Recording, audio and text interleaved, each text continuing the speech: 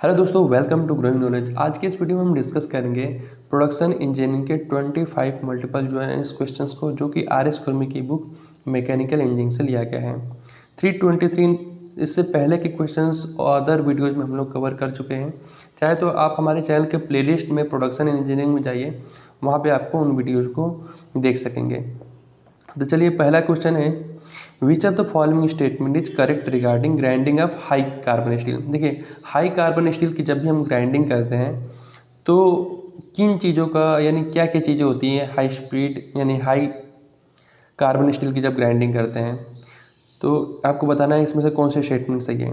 देखिए, grinding at high speed result in, जब भी हम हाई स्पीड से ग्राइंडिंग करते हैं हाई कार्बन स्टील की, in the reduction of chip thickness reduce होता जाता है एंड कटिंग फोर्स पर ग्रेड।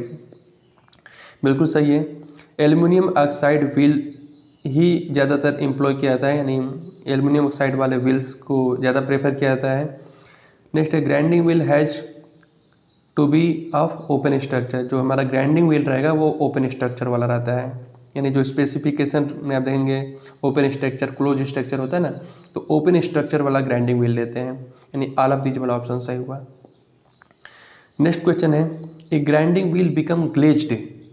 ग्लेज्ड बोले तो क्या होता है, glass like structure due to, यानी किसके कारण होता है, हमारा ग्राइंडिंग व्हील है। ग्राइंडिंग व्हील किससे मिलकर बना होता है, एब्रेसिव ग्रेन से मिलकर बना होता है और बाइंडिंग मटेरियल के साथ एक दूसरे से चिपके होते हैं। उस पर क्या होता है, एब्रेसिव ग्रेन्स लगे होते हैं। अब एब्रेसिव ग्रेन से क्या करता है, ग्राइंड करता है, यानी जो भी वर्क पीस है, मान लीजिए हमको ग्राइंड करना है, तो एब्रेसिव ग्रेन्स वहाँ के मटेरियल को रिमूव करता है। ठीक है, एब्रेसिव ग्रेन जब ये मटेरियल को रिमूव करता है ना, तो ऊपर का जो ये जो स्ट्रक्चर होता है ना, ये घिस जाता है। एब्रेसिव ग्रेन्स घिस जाते हैं, जिसकी वजह से ये बिल्कुल प्लेन सरफेस बन जाता है, तो उसकी जो एफिशिएंसी होती है वो कम हो जाती है। कोई चीज़ मान लीजिए खुरदुरा है तो ज़्यादा खरोचेगा ना, और मान लीजिए वो स्मूथ हो गया, अब उससे आप स्क्रैच करेंगे, उससे आप ग्राइंड करेंगे, उसी को बोलते हैं, एक तरह से आप मोटा मोटी ऐसे ही बोलते हैं, जब उसको आप उससे स्क्रैच करेंगे तो वो कम घिसेगा, क्योंकि वो ग्लास लाइक स्ट्रक्चर होगा, उस पर फिसलेगा। तो वही मत कहने का मतलब कि जब वो ग्राइंड होके एब्रेसिव ग्रेन्स उसके वियर हो जाते हैं, इसकी वजह से ग्लास लाइक स्ट्रक्चर बन जाता है, तो उसी को हम लोग ग्लेजिंग बोलते हैं। तो ये इसका ऑप्शन क्या, ये हमारा क्वेश्चन हुआ है, grinding wheel become glazed due to wear of abrasive grain, abrasive grains के वियर हो जाने की वजह से। नेक्स्ट क्वेश्चन है, ग्लेजिंग इन ग्राइंडिंग व्हील जब ग्लेज्ड होता है, ग्लास लाइक स्ट्रक्चर होता है, वो हमारी कटिंग कैपेसिटी को क्या करता है, वो हमारी कटिंग कैपेसिटी को डिक्रीज कर देता है। चिकना हो जाएगा ना, चिकना हो जाएगा तो क्या करेगा, वो फिसलेगा, उसके ऊपर ग्राइंडिंग कर ही नहीं पाएगा। नेक्स्ट क्वेश्चन है, glazing in grinding wheel take place when.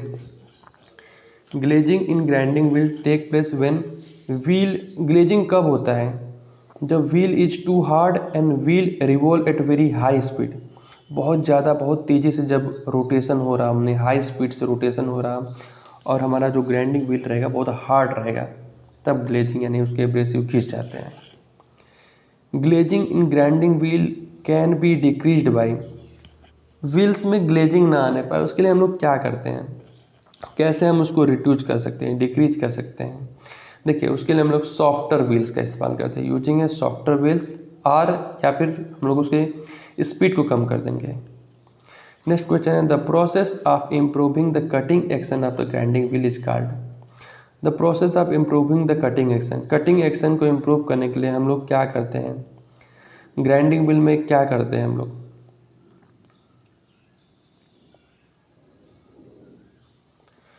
क्या करते हैं, सबसे पहले तो ट्रोइंग करते हैं, फिर ड्रेसिंग करते हैं। तो हम लोग क्या बोल रहा है, सबसे पहले ट्रोइंग ड्रेसिंग को हम लोग समझ लेते हैं। देखिए, कोई ग्राइंडिंग व्हील है, वो जब ग्राइंडिंग करते करते क्या हुआ, उसका जो,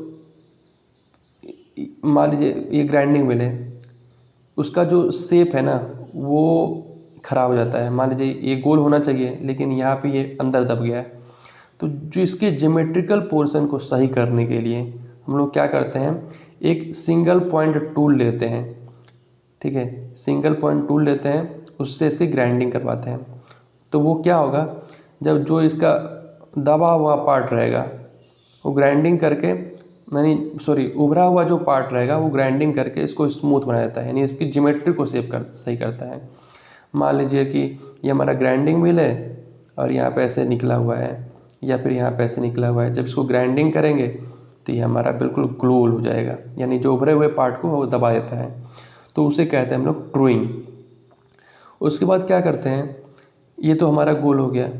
उसके बाद क्या करते हैं कि एक मल्टी पॉइंट टूल लेते हैं, जिसमें स्टार शेप भी टूल बोलते हैं, स्टार शेप लेते हैं, या फिर 2 पॉइंट टूल भी रहते हैं, 3 पॉइंट टूल भी रहते हैं। उसमें ऐसे लीवर लगा होता है, उसको हैंड से क्या करते हैं, कंट्रोल कर सकते हैं, आगे पीछे कर सकते हैं। इसको 15 से 20 डिग्री के एंगल पे, ये हमारा ग्राइंडिंग व्हील है, ये हमारा रोटेट कर रहा है, और इसको क्या करते हैं, आगे पीछे करके उसके पूरे सरफेस एरिया, इसको ये से भी मोशन कराते हैं और आगे पीछे भी मोशन करा सकते हैं।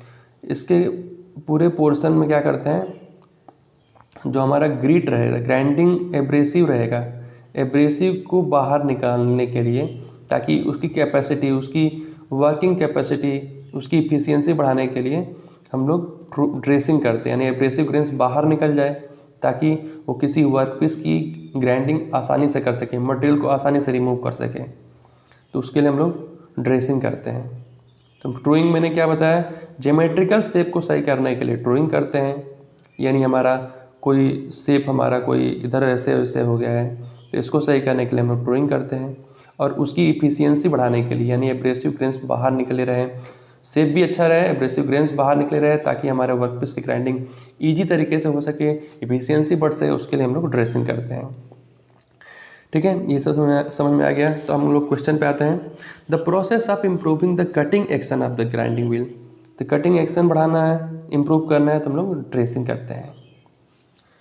अब नेक्स्ट क्वेश्चन है, the process of changing the shape of grinding wheel as its become worn due to breaking away the abrasive and bond.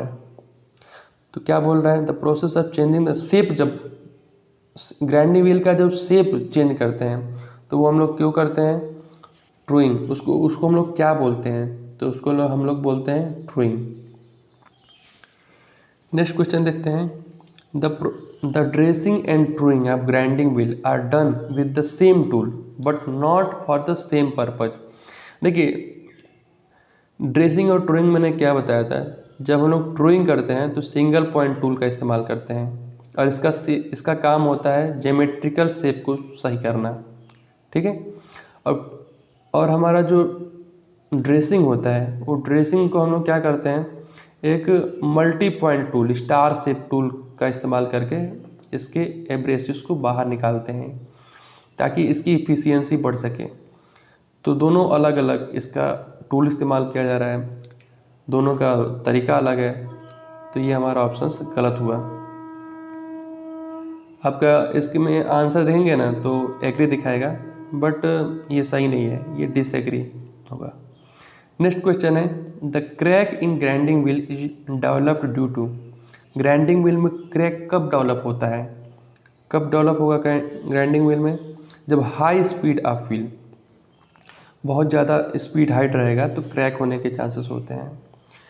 Next question है, the grinding wheel should be tested for balance. Grinding wheel को test किया जाता है, balance मतलब balancing check किया जाता है, test किया जाता है, कब किया जाता है, ओकेजनली कभी भी कर सकते हैं, बीच बीच में कभी भी कर सकते हैं। The tool life in case of grinding wheel is the time.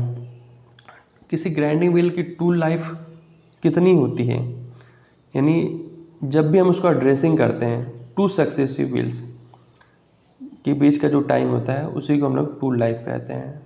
Tool life of grinding wheel taken between 2 successive wheel dressing. जब हम 2 टाइम ड्रेसिंग कर रहे हैं तो उनके बीच का जो टाइम रहता है उसी को हम लोग टूल, किसी व्हील का टूल लाइफ वही कहलाता है। नेक्स्ट क्वेश्चन है, the grinding wheel operation is the. Grinding wheel operation क्या होता है, वो सरफेस फिनिशिंग ऑपरेशन है। क्या है, सरफेस फिनिशिंग करता है operation. In lapping operation the amount of material, जब हम लैपिंग करते हैं तो कितने अमाउंट ऑफ मटेरियल रिमूव होता है, तो उसमें होता है 0.05 से 0.01 mm तक मटेरियल हमारा रिमूव होता है। नेक्स्ट क्वेश्चन है, in order to obtain a surface finish in the range of 0.75 micrometre, यानी इसके बटे में micrometre to 1.25 micrometre, the operation used is called. तो इतना मटेरियल रिमूव करने के लिए, यानी इस रेंज में अगर मटेरियल रिमूव होता है तो वो कौन सा प्रोसेस कहलाएगा। देखिए 0.75 माइक्रोमीटर, अब इसको माइक्रोमीटर को आप mm में कन्वर्ट करें तो क्या होगा, माइक्रो मतलब 10⁻⁻6, मीटर यानी 10⁻3, -6 + 3 करेंगे तो कितना होगा, -3 हो जाएगा। यानी -3 इसको अगर यहाँ पे लाए 1000 से अगर इसमें भाग दें तो क्या हो जाएगा 0.00075 mm2, ठीक है। यानी ये रेंज है, आपको थोड़ा आइडिया हो जाएगा कि इतना रेंज में अगर मटेरियल रिमूव कर रहा है तो वो क्या कहलाएगा, तो हमारा क्या कहलाता है, ग्राइंडिंग कहलाता है, ठीक है। Buffing wheel are made of, buffing wheel किससे मिलकर बना होता है, बफिंग व्हील हमारा किससे मिलकर बना होता है, तो कॉटन फैब्रिक होता है। बहुत स्मूथ फिनिशिंग यानी शाइनिंग लाना हो तो हम लोग कॉटन फैब्रिक का इस्तेमाल करते हैं, उसी को हम लोग बफिंग व्हील इसी से मिलकर बना होता है।